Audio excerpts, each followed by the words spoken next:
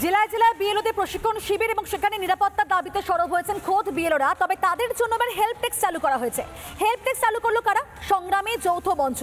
তারা নিরাপত্তা দাবি তুলছেন, কেন এসআইআর নিয়ে একদিকে মঙ্গলবার থেকেই ময়দানে নামবেন বিএলওরা, কিন্তু আদৌ কি স্বচ্ছভাবে তারা কাজ করতে পারবেন? নিরাপত্তাহীনতায় ভুগছেন তারা, যে প্রশ্ন কিন্তু বারবার তাদেরকেই তারা করে বেড়াচ্ছে। তবে এর মাঝেই হেল্প ডেস্ক চালু হলো।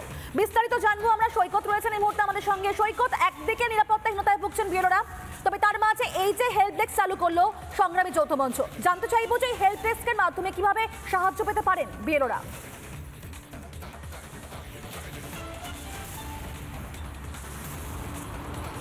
দেখো, 4 তারিখ থেকে এই এসআইআর এর যে আবেদনপত্র বা এনিউমারেশন ফর্ম দিতে বিএলওরা তারা নিজেদের নির্দিষ্ট বুথের প্রতিটি বাড়িতে বাড়িতে যাবেন। সেক্ষেত্রে এই এনিউমারেশন ফর্ম দেওয়ার আগে থেকে বা এসআইআর ঘোষণার ঠিক পরে থেকেই যেভাবে গোটা রাজ্য জুড়ে বিশেষ করে শাসক দলের বিভিন্ন নেতা মন্ত্রী তারা যেভাবে হুমকি দিচ্ছেন, পা ভেঙে দেওয়া, হাত ভেঙে দেওয়া, বেঁধে রাখার হুমকি দিচ্ছেন, সেই একটা হুমকি এবং ভয়ের আবহেই হেল্প ডেস্ক চালু করেছে সংগ্রামী যৌথ মঞ্চ। সেই সংগ্রামী যৌথ মঞ্চের অধীনে যারা রয়েছেন তাদের অনেকেই বিএলওর কাজ করছেন। তারা দুটি হেল্পলাইন নাম্বার চালু করেছেন, দুটি মোবাইল নাম্বার দিয়েছেন। রাজ্যের যে কোনো প্রান্তে, যে কোনো জেলায়, কলকাতা সহ যে কোনো জেলায় বিএলওরা এই এনিউমারেশন ফর্ম বা বলা ভালো এই এসআইআর এর কাজ করতে গিয়ে কোনো ধরনের সমস্যায় পড়লে তৎক্ষণাৎ সেই দুটি নাম্বারে যোগাযোগ করলে সংগ্রামী যৌথ মঞ্চের তরফ থেকে সব রকম সাহায্যের আশ্বাস দেওয়া হয়েছে।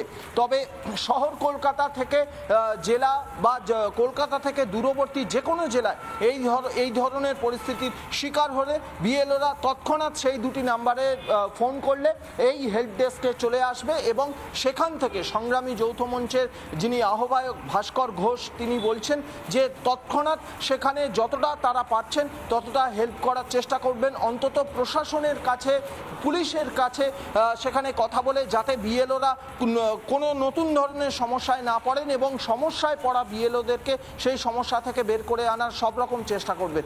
তা এর একটাই কারণ, তার কারণ আর দুদিন পর থেকেই এই এনিউমারেশন ফর্ম দেওয়া চালু হচ্ছে, অর্থাৎ এসআইআর একেবারে মাঠে ময়দানে নেমে ইমপ্লিমেন্ট করবেন এই বিএলওরা। তার আগে যেভাবে গোটা রাজ্য জুড়ে বিভিন্ন জায়গায় শাসক দলের নেতা মন্ত্রীরা তারা যেভাবে হুমকি দিচ্ছেন, সেই হুমকিতে তারা কিন্তু ত্রস্ত, তারা ভীত।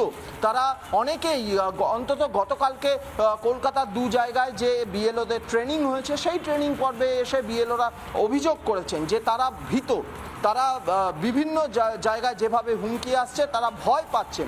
সেই ভয়ের আবহে এই হেল্প ডেস্ক চালু করলো সংগ্রামী যৌথ মঞ্চ। কলকাতা সহ দূরবর্তী জেলা বা কলকাতার পার্শ্ববর্তী জেলা যে কোনো জায়গায় যদি সুষ্ঠুভাবে করা যায় এবং সেক্ষেত্রে নির্ভয় যাতে কাজ করতে পারে সেই পরিবেশ সৃষ্টি করার একমাত্র দায়িত্ব নিয়েছেন যৌথ মঞ্চের যারা রয়েছেন সদস্য তারা। ধন্যবাদ তোমাকে সৈকত। এবং সেক্ষেত্রে আপনাদেরকে শোনাতে চাইবো যে যৌথ সংগ্রামী মঞ্চের তরফ থেকে ঠিক কি বলা হচ্ছে, শুনুন।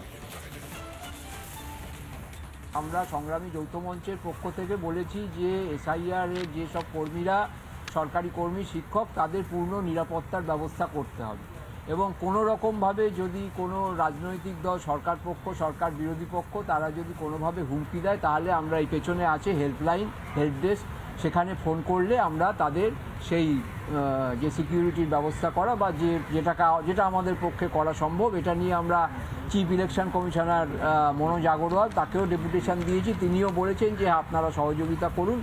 বিএলওদের নিরাপত্তার যদি কোনো অসুবিধা হয় তার জন্য সংগ্রামী যৌথ মঞ্চ লড়াই করবে এবং আমরা তার হেল্প ডেস্ক করেছি। কোনো বিএলওর উপর যদি কোনো রকম অত্যাচার আসে তার বিরুদ্ধে আমরা করব। নানা ধরনের কন্টেন্ট দেখার জন্য লাইক করুন, শেয়ার করুন আমাদের ফেসবুক পেজ, সাবস্ক্রাইব করুন আমাদের ইউটিউব চ্যানেল। পাশাপাশি অন্যান্য ব্রেকিং নিউজের জন্য অবশ্যই চোখ রাখুন রিপাবলিক বাংলায়।